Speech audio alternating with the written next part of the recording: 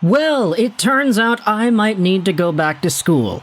Because I can't read. In the last video that we made here on this YouTube channel, I said a bunch of stuff that was wrong, and y'all pointed it out in the comments, so thank you very much for that. But the best part about being wrong is when you are completely invalidated a few hours after your video is published. So that's what I'm gonna do here, talk about what actually happened in the NHL, and go over how the Vancouver Canucks and the Nashville Predators are officially confirmed.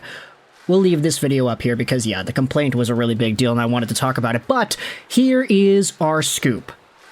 We have ourselves the Dallas Stars in a game today against the St. Louis Blues. That in which was, it's just won by Dallas. Shootout victory for the Dallas Stars. Okay, so they get the 2 points.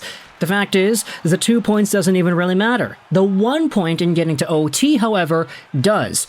The fact that the Dallas Stars got this game to overtime solidified Vancouver to play off against the Nashville Predators in the first round of the Stanley Cup Playoffs. Why? Here's why. The Preds had 111 points. Had they lost this game in regulation against St. Louis, they would have stayed at 111 points in 82 games. The Canucks have 109 points in 81 games played. So if they beat the Winnipeg Jets tomorrow, the Canucks had the opportunity to tie Dallas in terms of points, and the tiebreaker, which would have been regulation wins, the Canucks would have had the edge over Dallas in that respect. So Vancouver would have been number 1. If the Canucks are number 1 in the West, they would have played off against the second wildcard team, currently held by the LA Kings, and we'll get into all the nitty-gritty details as to why my video from earlier this morning was wrong, but essentially, the wildcard is going to be locked up here, and it's because the Nashville Predators and the LA Kings cannot change in terms of order. If the Kings win their game tomorrow against the Chicago Blackhawks, which they very well can, they'll get up to 99 points, yes. They'll tie the Predators in points. They'll tie the Predators in regulation wins too. But, as highlighted by the NHL's tie-breaking procedure piece on the website, the first tiebreaker is the number of games played, okay? Second tiebreaker is the number of games played won, excluding games won in overtime or shootout, so regulation wins. And the third tiebreaker is the number of games won, excluding games won by shootout. This figure is reflected in the regulation overtime wins column, and that is where I went wrong earlier today. I said at the beginning that the tiebreaker would have actually been goal differential, which the LA Kings are superior than the Nashville Predators on, but it turns out that goal differential is the tiebreaker a little bit further down.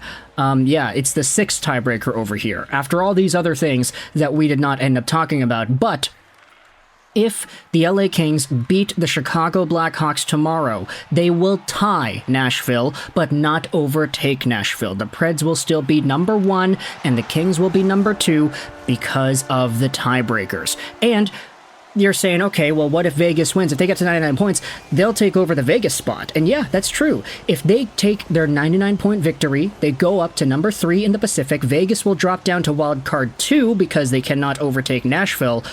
But if the Vegas Golden Knights get themselves 1 point, let's say they lose in a shootout or something, they will be tied with Nashville in points, but Nashville will still have the tiebreaker of regulation wins. So essentially, whatever happens tomorrow is going to determine whom the Oilers face, not whom the Canucks face. And it's reflected here in a tweet made by David Pagnotta. The Stars win, gains a point, and takes the Western title. Dallas will play LA or Vegas in round 1. The better team in the standings faces the Oilers. The Jets will play the Avalanche, and the Canucks will play the Predators. So it is officially confirmed that Vancouver will play Nashville, especially after all the complaining that these two teams apparently did to the NHL, where they wanted to get the playoff series started earlier. Maybe it's Sunday, who really knows, but Vancouver-Nashville is going to be our series. Heading into this, though, I wanted to talk about a few things in regards to this matchup.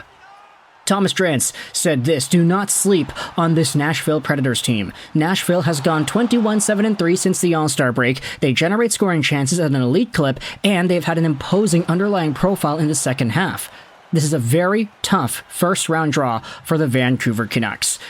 And I think a lot of Canucks fans would go out there and say that this was the preferred opponent. I mean, we had the conversations all the time in the comments of the previous videos. Canucks fans did not want to play Vegas. Canucks fans did not want to play LA. They wanted to play Nashville. And if you go over to some of the stuff here, I mean, this is the history of these two teams from this season. The first game played between Vancouver and Nashville was a 3-2 Vancouver win.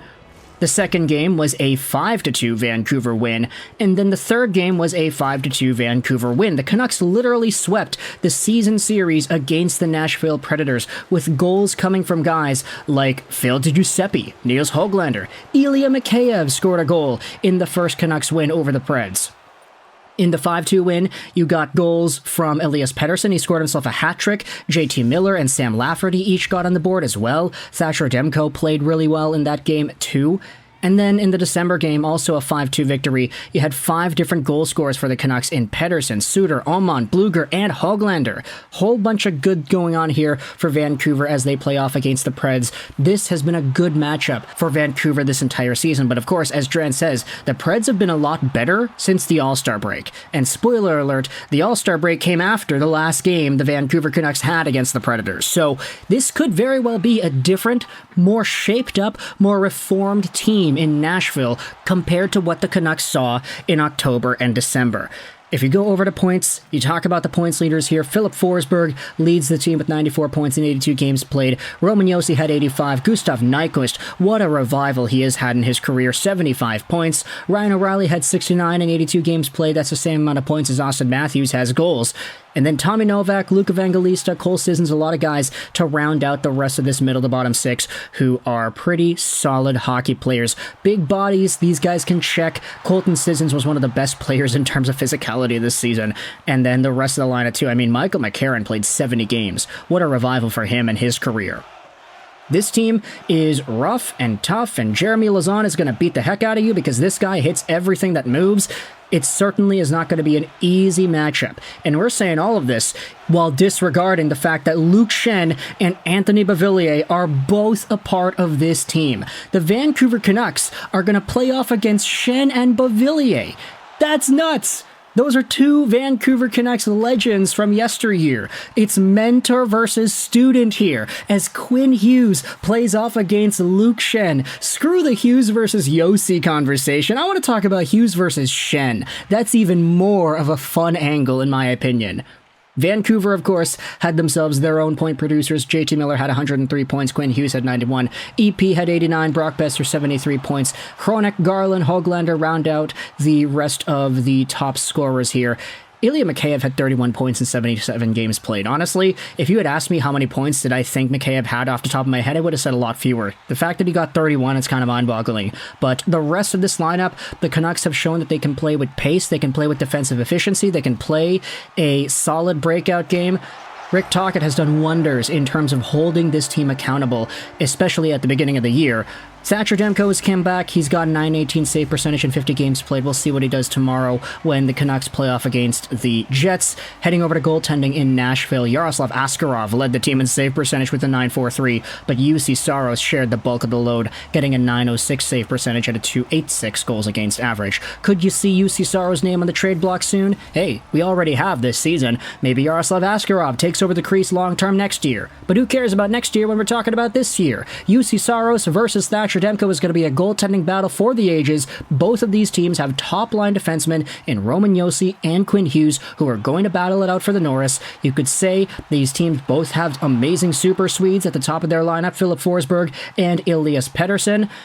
I'm just interested in seeing what JT Miller is going to do against the Nashville Predators, dude. If Miller can go Kessler mode against Nashville, this is going to be great. But of course, as we've been talking about, this Predators team is a lot better than they were when the Canucks beat them up in October and December. So let me know your thoughts in the comment section below. What are your opinions on the Canucks playing off against the Nashville Predators and how the matchup is officially confirmed? Do you think Vancouver is going to win this one? Do you think Nashville is going to win this one? I'm just going to throw my hat into the ring and say if I had to do a preliminary prediction. I'm not a betting man, but if I was, I'll say Vancouver wins in 6. Let me know your thoughts in the comment section below about this brand new playoff matchup between the Vancouver Canucks and the Predators. I hope you enjoyed this video. And bye.